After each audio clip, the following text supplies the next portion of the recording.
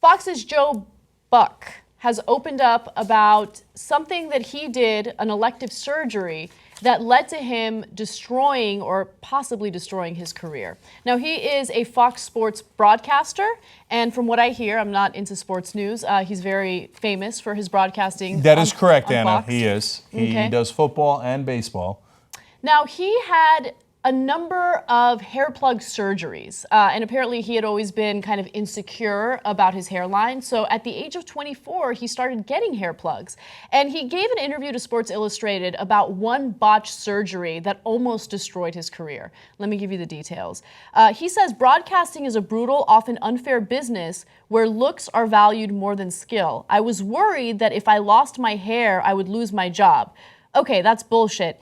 It was vanity, pure vanity. I just told myself I was doing it for TV. Okay, I want to stop for a second. No. I think you were doing it for vanity, absolutely. But I think that the pressure of looking good on camera also played a role. Like, don't be too hard on yourself. It absolutely plays a role. Now, I don't think it plays a role in this company, to be honest with you. Like, I've never felt like, oh, if I don't look hot, I'm going to get fired. It clearly does not play a role in this company. How hot you are or not. Yeah. Okay, so I love this story for a couple of reasons, including his over-the-top frankness. Yeah. Right? But also on the issue of whether it makes a difference or not, and how I think I was proven right. But tell us the rest of it, Okay. and then I'll get into all the reasons why I'm right. So Sports Illustrated reports on the botched surgery, so let me give you the details. They write a few weeks before the start of 2011 baseball season, Buck underwent his 8th hair replacement procedure, but something went wrong during the 6-hour-plus procedure. When he woke up from the anesthetic, Buck could not speak. He believed his vocal cord was paralyzed because of a cuff the surgery center used to protect him during the procedure. So he woke up and he couldn't speak.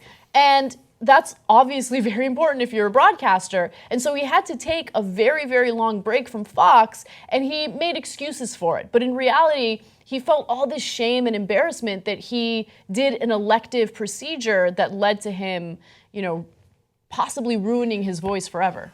So I love this story because of how honest he's being now. Now, he says, look, you know what I was doing? I was lying. You can pretty it up in a lot of other ways, but I was lying because I was embarrassed. I pretended that it was a virus. It wasn't a virus. It was because I was addicted to this thing, and I kept going to do it for my own vanity. I'm like, God damn, that's the best apology I've ever heard. And he didn't have to apologize. It's just about his life, right? Yeah. Mm-hmm. And he came out and did it. Normally, they'll do this, and they certainly won't do it as good after they get caught, right? Mm-hmm. So here's Joe Buck saying, no, raising his hand. Look, this is what happened. So I totally respect him for this. And then I think you're partly right. I think that if he had lost all of his hair at the age of 24, done. Would he have gotten to where he is today in TV? Done. He's got a great voice. Of course, all sports fans will argue about the broadcasters and whether they know enough or not, because every sports fan's like, I know more, right? I'm kind of guilty of that too. But just with sports. But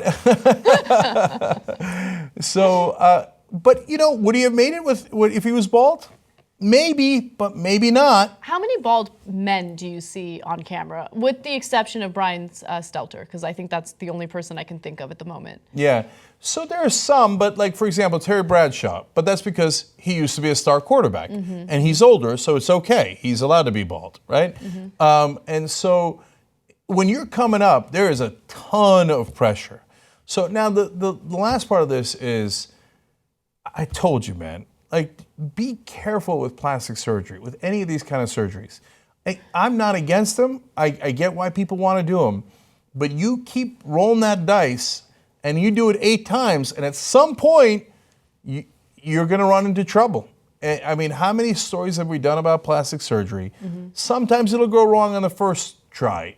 But no, 9 out of 10 times, well, the 17th time I got the surgery, the 4th time I got the surgery, the 9th time I got the surgery. Yeah, because these are serious surgeries. Mm-hmm. They put you under, they cut you up, yada, yada. You keep taking those chances, and you're playing with your life. He's lucky that it wasn't worse. He was lucky that he got his vocal cords back.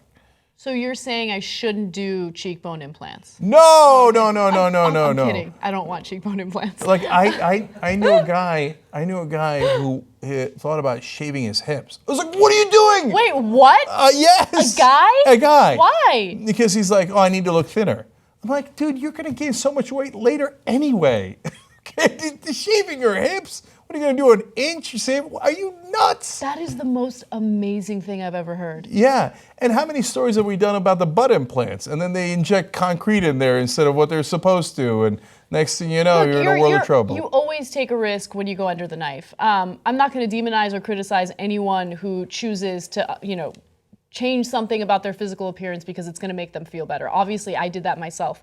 But you have to be really careful. And you're right. I think for some people, it turns into an addiction. You have one, good, positive experience and you think, okay, what else can I change? Don't think like that, okay? I like your limit. I think it's a 2 plastic surgery limit. Yeah, only 2. Yeah, but just be careful. Understand that you're putting your body through a lot and you are risking a lot by going under. Yeah. So, but at the end of the day, a lot of credit to Joe Buck to come out and say something that is personally embarrassing. And, they always say like, oh, so that others can learn. In this case, yeah, actually others might learn from it. Yeah, and definitely. say, hey, you know what? Maybe I should get so hung up on my vanity. It could have much bigger consequences and make things worse, not better for myself. So here, Joe Buck. You power the Young Turks. We do this all through membership. tytnetwork.com/join. Let's build the media that we can believe in.